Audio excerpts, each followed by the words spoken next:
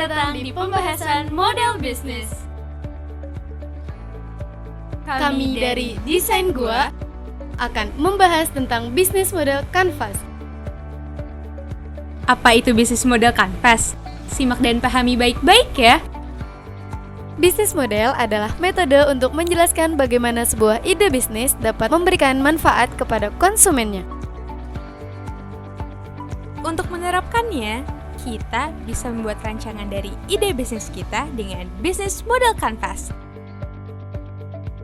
Bisnis model kanvas adalah cara untuk menggambarkan model bisnis secara menyeluruh dalam bentuk visual di satu halaman. Dengan bisnis model kanvas, kita bisa memberikan rancangan berpikir tentang bisnis kita, memperoleh pemahaman bersama, memperoleh bahasa yang sama, dan membantu tim kita untuk lebih fokus. Nah, cara merancang bisnis model kanvas adalah dengan menjabarkan 9 unsur penting dari ide bisnis yang akan kita buat. Pertama-tama, kita isi kolom nomor 1, yaitu target pasar. Siapa target dari produk yang akan kita jual? Misalkan, kita mau buat bisnis sepatu untuk teman-teman yang mencari sepatu dengan kualitas tinggi dan harga terjangkau. Nah, dari situ kita jadi punya bayangan terhadap solusi yang tepat dari masalah yang mereka hadapi di kolom kedua. Di kolom kedua ini, kita susun hal-hal yang bisa menjawab permasalahan target sebagai solusi melalui produk yang kita punya. Setelah itu, kita harus bisa menentukan media apa yang tepat untuk mengkomunikasikan dan mendistribusikan bisnis yang kita punya di kolom ketiga.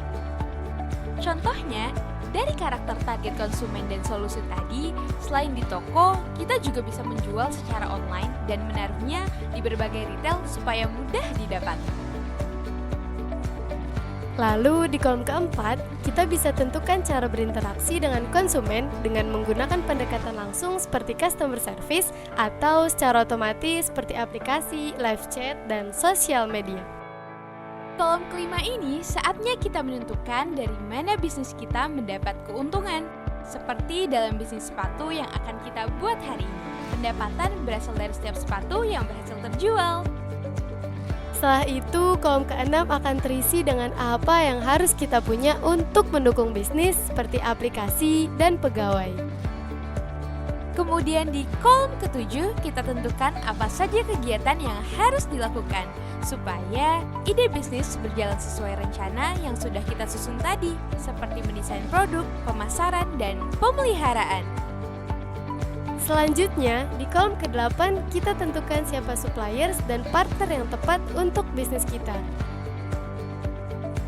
Seperti menentukan vendor untuk produksi, brand ambassador untuk promosi, dan juga jasa kurir untuk distribusi. Kemudian di kolom ke-9, kita akan menjelaskan apa saja biaya yang harus dikeluarkan untuk menjalankan ide bisnis. Untuk kasus bisnis sepatu, biaya yang harus dikeluarkan meliputi biaya vendor sepatu, gaji karyawan, biaya pemasaran dan promosi, sampai biaya operasional toko. Nah, setelah kita memahami semuanya, saatnya kamu menerapkan metode ini ya.